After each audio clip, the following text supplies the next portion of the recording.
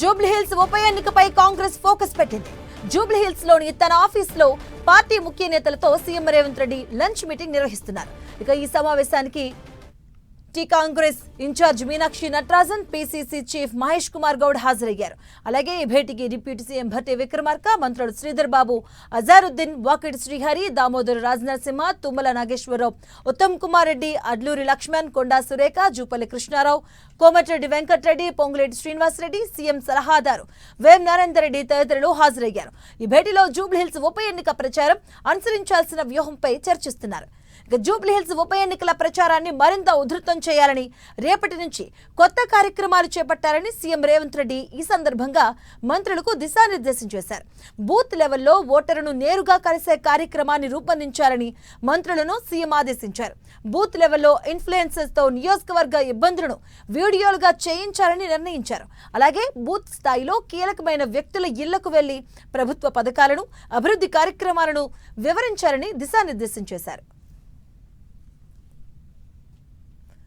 ఇదే అంశాలకు సంబంధించిన పూర్తి డీటెయిల్స్ మా కరెస్పాండెంట్ ప్రతాప్ అందిస్తారు. Pratap, Congress party full focus పెట్టిందని చెప్పుకోవచ్చు. ముఖ్యంగా టైం దగ్గర పడుతున్న నేపథ్యంలో దీనికి సంబంధించి ప్రచార శైలిని మరింత కొత్తగా ముందుకు వెళ్ళాలి, దీనికి సంబంధించి ఉధృతంగా జనంలోకి వెళ్ళాలని చెప్పేసి ఆలోచనతోటి కాంగ్రెస్ పార్టీ ఉంది. దానికి అనుగుణంగా సీఎం రేవంత్ రెడ్డి దీనికి సంబంధించి సీనియర్ మంత్రులంతా కూడా క్యాబినెట్ సహచర మంత్రులతో పాటు అదేవిధంగా ముఖ్యమైన నేతలు PCC chief Mahesh Kumar Goud, incharge Meenakshi Natarajan కూడా భేటీ కావడం జరిగింది. ఈ సమావేశంలో ప్రధానంగా జూబ్లీహిల్స్ ఉప ఎన్నికకు సంబంధించిన దానిపైనే ప్రచార శైలిపైనే ప్రధానంగా చర్చిస్తున్న పరిస్థితి.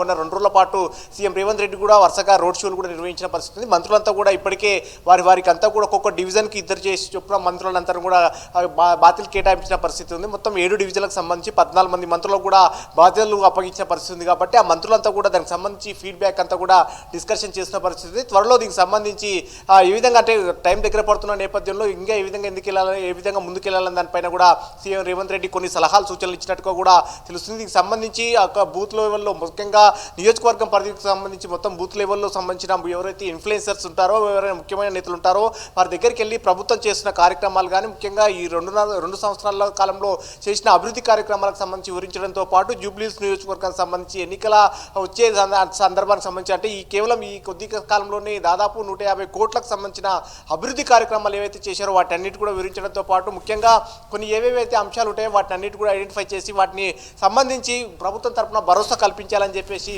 నిర్ణయించారు. దీనికి సంబంధించి అంతా కూడా ముఖ్యమైన నేతలకు అంతా కూడా దిశానిర్దేశం చేస్తున్నారు. ప్రజెంట్ అంతా లంచ్ మీటింగ్ ఏర్పాటు చేసిన నేపథ్యంలో అందరూ కూడా నేతలతోటి ఇప్పటికే ఆయా నియోజకవర్గ డివిజన్లకు సంబంధించి నేతలంతా కూడా ఇన్ఛార్జ్ బాధ్యతలు ఉన్నారు. కాబట్టి ఆ ఇన్ఛార్జ్ బాధ్యతల నేపథ్యంలో ఎవరెవరికైతే బాధ్యతలు అప్పగించారో వారు కూడా దానికి సంబంధించి అక్కడ ఉన్న సిచ్యువేషన్ సంబంధించి లోకల్గా ఉన్న సిచ్యువేషన్ సంబంధించి కూడా సీఎం రేవంత్ రెడ్డి తోటి డిస్కషన్ చేసిన పరిస్థితి. దీనికి సంబంధించి పార్టీ వ్యూహకర్త అదేవిధంగా సర్వేలకు సంబంధించి మొత్తం పార్టీ వ్యూహకర్తగా ఉన్న సునీల్ కనుగోలు టీం కూడా సర్వేలు చేసిన నేపథ్యంలో ఆ సర్వే రిపోర్ట్ను కూడా పార్టీకి అందజేసినట్టుగా కూడా తెలుస్తుంది. దీనికి సంబంధించి కూడా మరింత గట్టిగా ముందుకు వెళ్ళాలి, దీనికి సంబంధించి ఖచ్చితంగా గెలిచి తీరాలంటే కనుక ఏ విధంగా చేయాలి అనే దానిపైన కూడా ప్రధానమైన ఫోకస్ పెట్టినట్టుగా కూడా తెలుస్తుంది. ఇప్పటికే దీనికి సంబంధించి ప్రచార శైలిలో భాగంగా ముందుకెళ్ళామని చెప్తున్న నేపథ్యంలో ఇంకా ఏ విధంగా అక్కడ ఒక్కొక్క డివిజన్లో ముఖ్యమైన నేతలు ఎవరైతే ఉంటారో వారిని ఐడెంటిఫై చేసి వారితోటి ఇన్ఫ్లుయెన్సర్తో ఉన్న వారితో మీటింగ్స్ సమావేశాలు ఏర్పాటు చేయాలని చెప్పేసి కూడా సీఎం సూచించినట్టుగా తెలుస్తుంది. ముఖ్యంగా తర్వాత తన రోడ్ షోలకు సంబంధించి కానీ అదేవిధంగా లాస్ట్కు 8-9 తేదీల్లో కూడా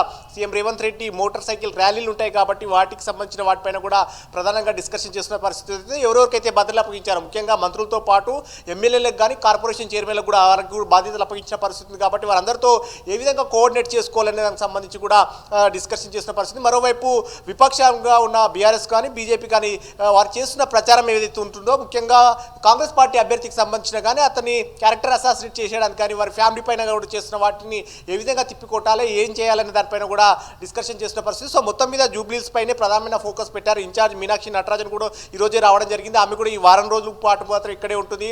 మొత్తం ఇప్పుడు కేవలం ఒక చేతిలో ఒక వారం రోజుల సమయం మాత్రమే ఉంది కాబట్టి ఈ వారం రోజుల సమయాన్ని పూర్తిగా సద్వినియోగం చేసుకోవాలి, డే టు డే ఏ విధంగా చేయాలని దానిపైన కూడా డిస్కషన్ చేస్తున్నారు.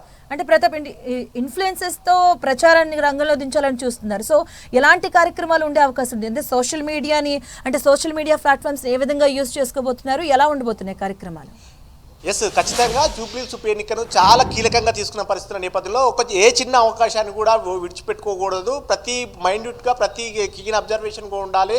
ఏ ఒక్క అవకాశాన్ని వదిలిపెట్టుకోకుండా చూసుకోవాలని చెప్పేసి భావిస్తున్నారు. ముఖ్యంగా దీనికి సంబంధించి ఎలైట్ ఏరియాలకు సంబంధించిన వాటిలలో కానీ కమ్యూనిటీస్ ఉంటాయి, దానికి సంబంధించి కానీ అపార్ట్మెంట్ల కల్చర్ ఉంటుంది కాబట్టి అక్కడ కానీ ఎవరెవరైతే అయితే అపార్ట్మెంట్కి సంబంధించి ప్రెసిడెంట్ అట్లా సంఘాల్లాగా ఉంటాయి కాబట్టి వారి ఇన్ఫ్లుయెన్సర్స్ ఉంటారు కాబట్టి వారితో సమావేశాలు ఏర్పాటు చేసుకోవడం కానీ జూబ్లీహిల్స్ నియోజకవర్గానికి కేవలం అతి తక్కువ సమయంలో దాదాపు 150 కోట్ల అభివృద్ధి కార్యక్రమాలు చేసిన విధానం కానీ ముఖ్యంగా కంటోన్మెంట్ ఉప ఎన్నికల్లో కాంగ్రెస్ గెలిచిన తర్వాత అక్కడ చేస్తున్న అభివృద్ధికి సంబంధించిన వాటిని డిస్కషన్ చేయడం కానీ ముఖ్యంగా మనం చూడొచ్చు శ్రీ గణేష్ సంబంధించి ఆయన తీసుకొచ్చిన జీవోలు కానీ వాటి అన్నిటి కూడా ప్రచారం చేస్తున్న సందర్భం ఉంది కాబట్టి వాటిని అక్కడ డిస్కషన్కి పెట్టడం కానీ ప్రభుత్వం వచ్చిన తర్వాత ఈ 2 ఏళ్లలో ఏం చేసిందనే దానికి సంబంధించి ప్రతిపక్షాలు చేసిన విమర్శలను పక్కన పెట్టి అభివృద్ధి చేసిన సంబంధించి కూడా ప్రభుత్వం తరపున ఏం చేశామనే దానికి సంబంధించి కూడా వివరించాలని చెప్పేసి ముఖ్యంగా జూబ్లీహిల్స్ నియోజకవర్గానికి సంబంధించి ఈ 2 ఏళ్ల కాలంలో చేసిన అభివృద్ధి కార్యక్రమాలు కానీ మహిళలకు చేకూరిన లబ్ధి కానీ ఈ అంశాలకు సంబంధించి ఈ స్కీమ్స్ ముఖ్యంగా 200 యూనిట్ల విద్యుత్ వల్ల ఎంతమందికి లబ్ధి చేకూరుతుంది, వారితో పాటు మహిళలకు కానీ మహిళా సంఘాలకు సంబంధించి కానీ ఆర్టీసీ ఉచిత ప్రయాణం కానీ ఇట్లా అన్ని అంశాలకు సంబంధించి వాటన్నిటి కూడా సన్న బియ్యం రేషన్ కార్డులు గత 10 ఏళ్లలో ఇవ్వలేదు మేమే ఇచ్చామని చెప్పేసి కాంగ్రెస్ ప్రభుత్వ పెద్దలు చెప్తున్నారు. వీటన్నిటిని కూడా విస్తృతంగా మరింత జనంలోకి తీసుకెళ్లాలని చెప్పేసి ఆలోచన చేస్తున్నారు. వీటితో పాటు నెక్స్ట్ ఇంకా జూబ్లీహిల్స్ నియోజకవర్గానికి సంబంధించిన ఏవేవైతే సమస్యలు ఐడెంటిఫై ఉంటాయో ముఖ్యంగా ఆయా సంఘాలకు సంబంధించి కానీ వారితో డిస్కషన్ చేసిన నేపథ్యంలో వాటికి సంబంధించి కూడా ప్రభుత్వం తరపున మంత్రులంతా కూడా భరోసా ఇవ్వాలని చెప్పేసి సీఎం రేవంత్ రెడ్డి దిశానిర్దేశం చేస్తున్నారు. Right, thank you Pratap.